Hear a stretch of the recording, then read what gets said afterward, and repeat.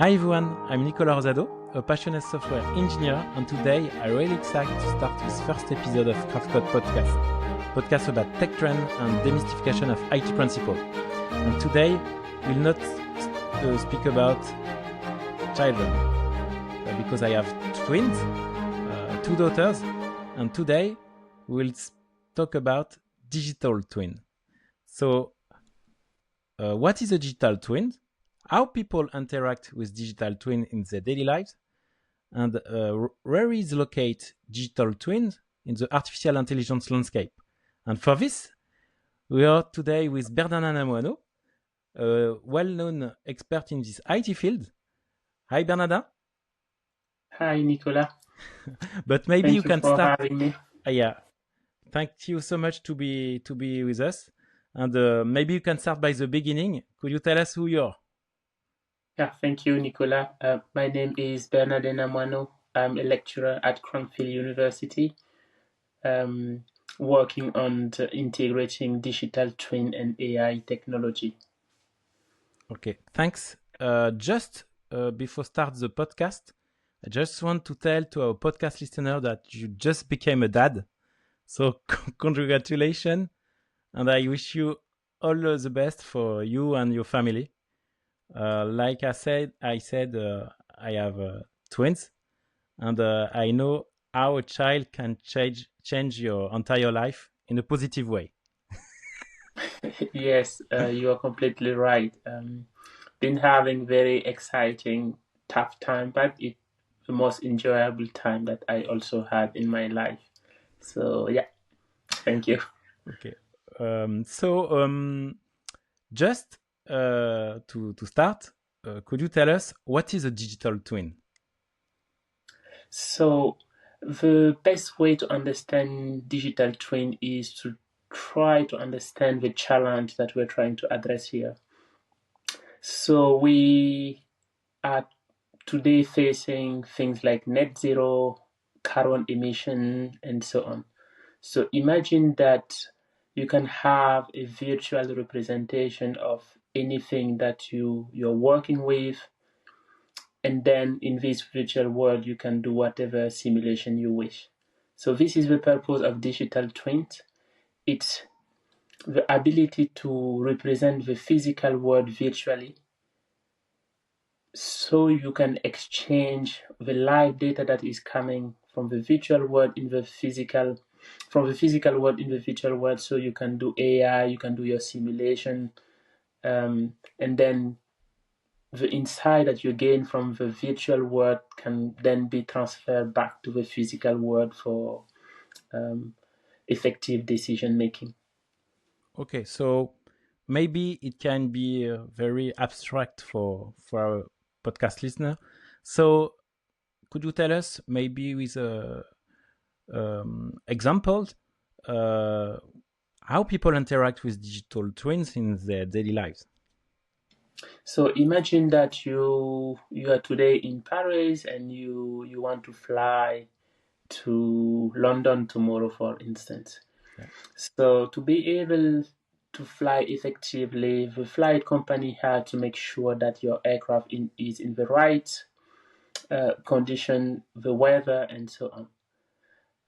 So if we can have a virtual representation of the aircraft and we make it fly before the real flight happen, then we can know in which condition the flight is happening, what problem might arise, so we can anticipate and correct and do predictive maintenance, for instance.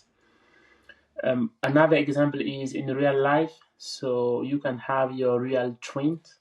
So when you go to the doctor and you have some part of your body, like your nose, your heart, that is sick, so this data can be transferred to your virtual twin, and then over time you can have a very real twin, and then instead of just treating some of the issue that you have locally, we can understand the whole complexity of your body and better recommend your medicine, for instance.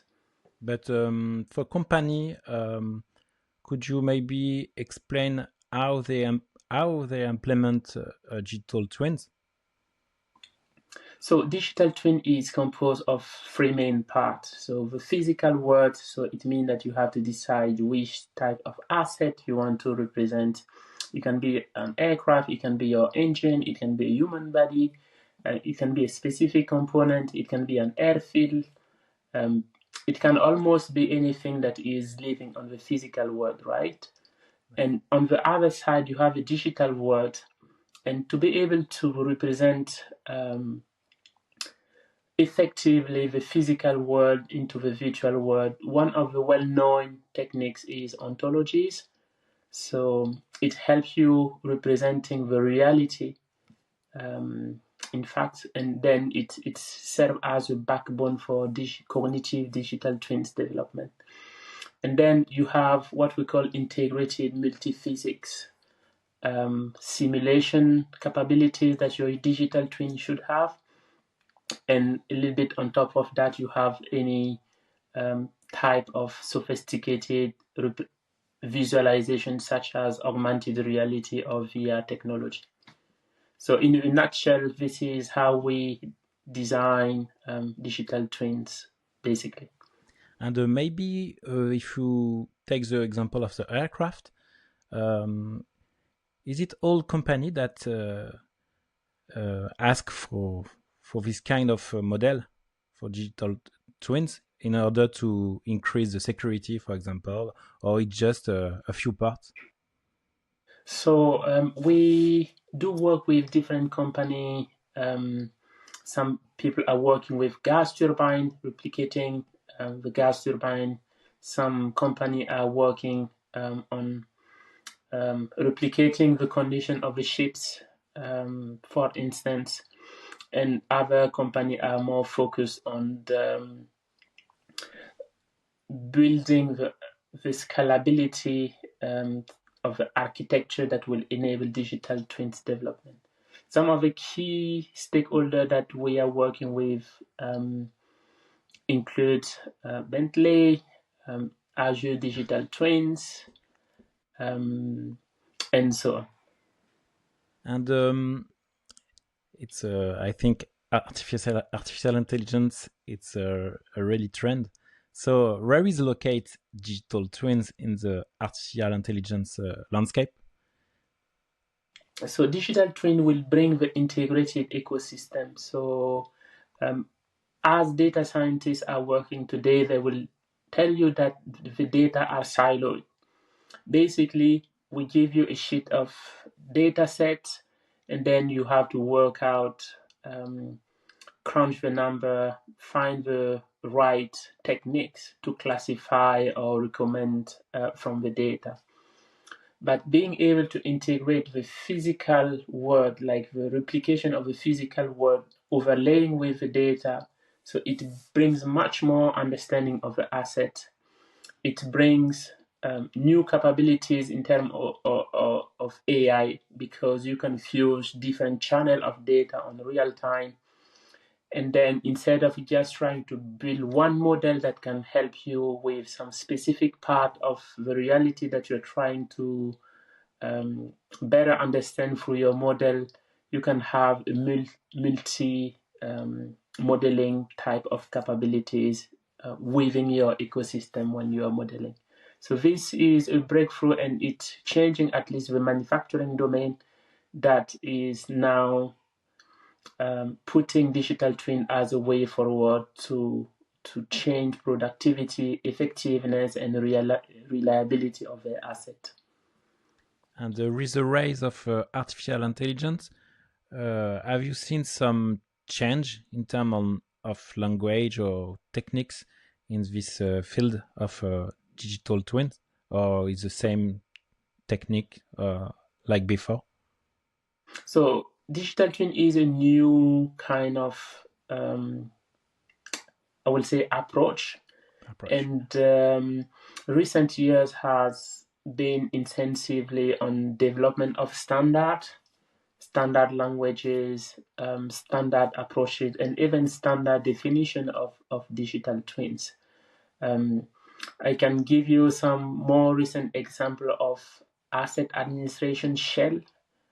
It's often known as AAS, that can allow you to represent through semantic your digital twin, and have on top of that tools such as FAST or basics that can help you generating your digital twins and then using it straightforwardly. And do you know if you have some regulation around this new field? Yes, so there is some intensive work on the digital twin hub in the UK. There is some work on France, and there is some community organizing all over the world in the US to try to bring regulation, to try to bring standard, to try to bring new way of modeling, integration, and most importantly, interoperability between twins. Yeah. So it is an active field that is making his way. And maybe you can. I think you know some great conference around this topic. If you can Yes, tell so there to is some upcoming digital twin conference in the US.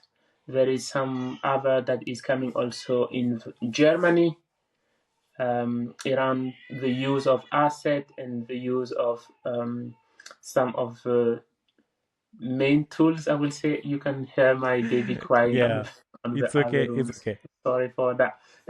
But So there is plenty of community that is trying to push forward digital twins technologies actually. okay, thank you so much, Bernadin.